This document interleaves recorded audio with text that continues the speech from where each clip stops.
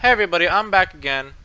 Um, this is a spoiler warning, by the way, so if you don't want to be spoiled, do not watch this. If you don't care about being spoiled, go ahead and watch.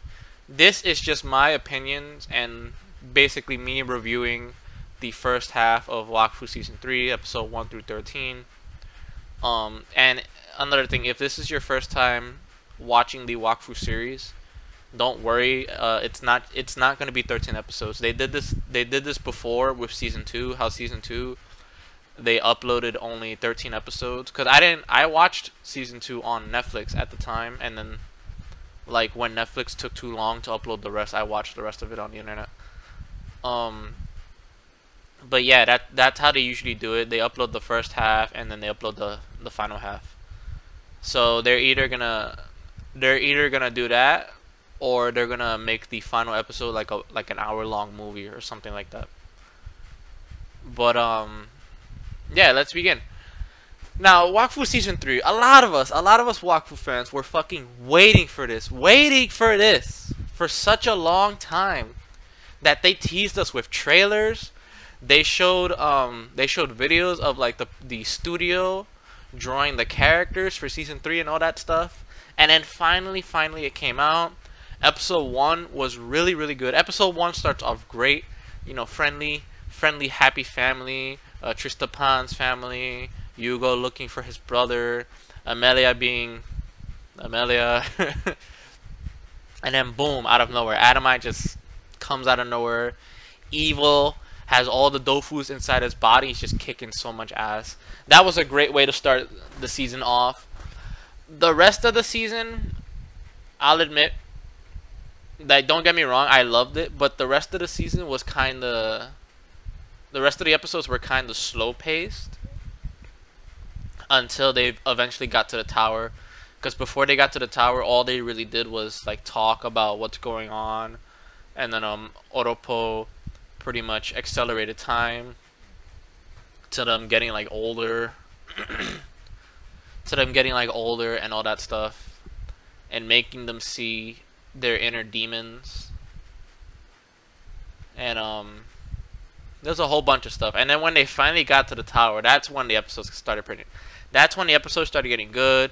Some of the episodes were funny, some of them were pretty cool, some of them had action.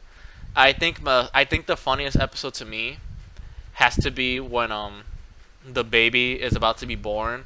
The baby and Oropo are literally fighting each other. The baby's fucking fighting him from inside the womb. It's like in my mind, is this nigga really fighting a baby? It's like even Oropo says it himself, like matching wits, like a battle of will against a baby. If I wasn't hurting so much, I'd be laughing right now. Even he says it himself, that he finds it hilarious that he's fighting a fucking baby. But I do like that we actually got some backstory on Ruel, because the only backstory we ever had on Ruel was that he was a bounty hunter, and that he eventually met Yugo's dad. He eventually met Yugo's dad along the way of his bounty hunting career. But by the time he met Yugo's dad, he was already starting to become old, because you could see like young Ruel actually had teeth, while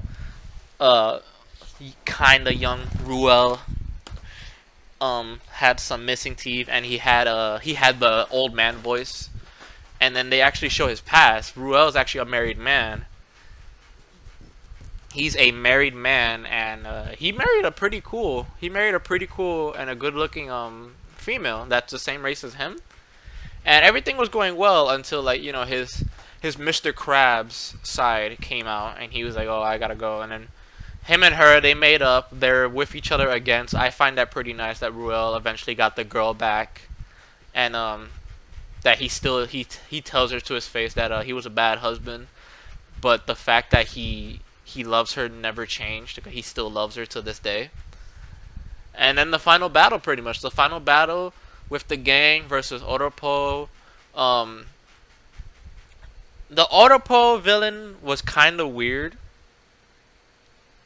Basically, if you're a Metal Gear Solid fan, because this is the best example I can give, Yugo is the original Snake. Yugo's Big Boss. while Oropo is one of the clone snakes. Because when Yugo used all the Dofus to fight Ogres, Yugo saw an image, which everyone else saw as well. Yugo saw other Eliotrops, which is what I thought too until I saw, you know, the episodes.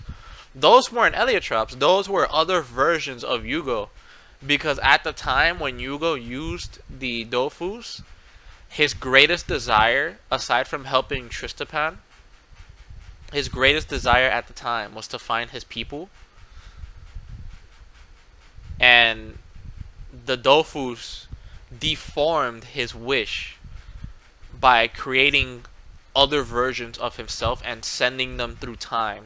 Pretty much sending them hurtling through time, never stopping, always going through time, until they eventually did stop. And it's actually kind of crazy that pretty much Yugo gave birth to a new race, which were basically clones of him, and all of these clones were able to see all his memories and all that stuff. But unlike Yugo, they would die very, very fast. And each time one of them would die, the other one's life force would go into the other one, and so on and so on and so on, until there's only one left, and then that one actually lives to become a grown man. Now, Oropo, he was kind of an okay villain. He's the second villain, actually, he's the third villain that the gang don't actually beat. Because, yeah, Tristapan says, like, oh, we beat this guy, we beat that guy. No, they never actually beat anybody. They fought Noxamilion. They did not beat Noxamilion. Noxamilion's plan backfired on himself. And, he basically left. It is assumed he died, because Yugo does say that, like, you died, I killed you both. Well, no, I killed you, and I locked you away. But it is never established that if Noxamilion died or not. All he does is, like, look at Yugo and says, I think he says, like, goodbye, Yugo, and then he just leaves. That's all he does, he just leaves. I think he did die, though, because the only reason Noxamilion was alive is because of the Elia Cube. The Elia Cube was keeping him alive for a very long time. Oropo was actually the mastermind behind everything. Oropo was the reason Ogres was crying and pretty much making tsunamis on the world. He gave the Elia Cube to Noxamilion, and that's it. He's not responsible for Kilby. He was not responsible for Kilby. Kilby's his own thing. I will be making a video, because a lot of people don't know this, but there's actually the Wakfu universe. Ankama actually went very, very much detailed. They put very, very much detailed into the Wakfu universe, that they even made a Bible for the Wakfu universe. There's even a Bible for the Wakfu universe. But I will make that its own video, explaining how pretty much Yugo's universe came to be and all that stuff. That will be its own video. And then but let's go back to the main topic. So after we find out all that stuff, you know, everyone's fighting him. His own comrades are fighting him. Everybody's pretty much saying, fuck you, we're not working for you anymore, you betrayed us, you tricked us, you lied to us. And everyone's getting their ass kicked. Everyone's getting their ass kicked. Which makes him the third villain that nobody actually beats. I guess you could count that they beat Ogres, because pretty much Yugo and Tristapan's job was to distract him until Ultimai was able to take out all the Dofus within him. So I guess you could say that counted as a victory. But to be honest, Kilby's the only one that they actually managed to beat. Kilby's the only one that they ever beat. And then we cut to the last episode where we find out that if you fuse all the Eliotrop Dofus with the Elia Cube, it creates a universal bomb. And what I mean by universal bomb is that if this bomb goes off, the whole universe, the entirety of the universe, not just one universe, the entirety of the universes are destroyed. Now, I assume only Yugo's universe got destroyed, because I will say this, it's still going to be its own video, but Yugo isn't from this universe. He's from another universe. Yugo's basically an alien. He's basically an alien. Him and Adamai are basically aliens. Well, all the dragons are basically aliens. And the universe they're in is a smaller one, is a small universe compared to the actual universe that's within that universe. It's a whole weird thing. Like I said before, I'm gonna make a video specifically for like the Wakfu universe and stuff like that, telling how everything came to be and all that jazz. But then yeah, we fast forward a bit. He makes the bomb. His once loved Lady Echo betrays him, sends the whole gang to Inglorium, which is the realm of the gods, and then she pretty much tells him, "You got two choices. You can either stay here with me, and we all die together, or you can go to the realm of the gods, and you and everyone else up there that I sent up there dies." And so he pretty much goes, but then he gets like flashbacks of him and his friends, and then he goes back, gives her a kiss, and then him and her and the whole like universe blow up, and then it just ends with Yugo and Yugo's friends and Oropo's gang in the realm of the gods, and then it just ends right there. Now I'm pretty sure, like I said before, it's not gonna end like that. They're either gonna upload the second half of season 3 later, or they're making the episodes for season 3 right now, or they're gonna make a movie for it. Because you honestly can't end it like that on a cliffhanger. You can't really do that. And I'm pretty sure Ankama knows this, because season 1 ended on an okay note.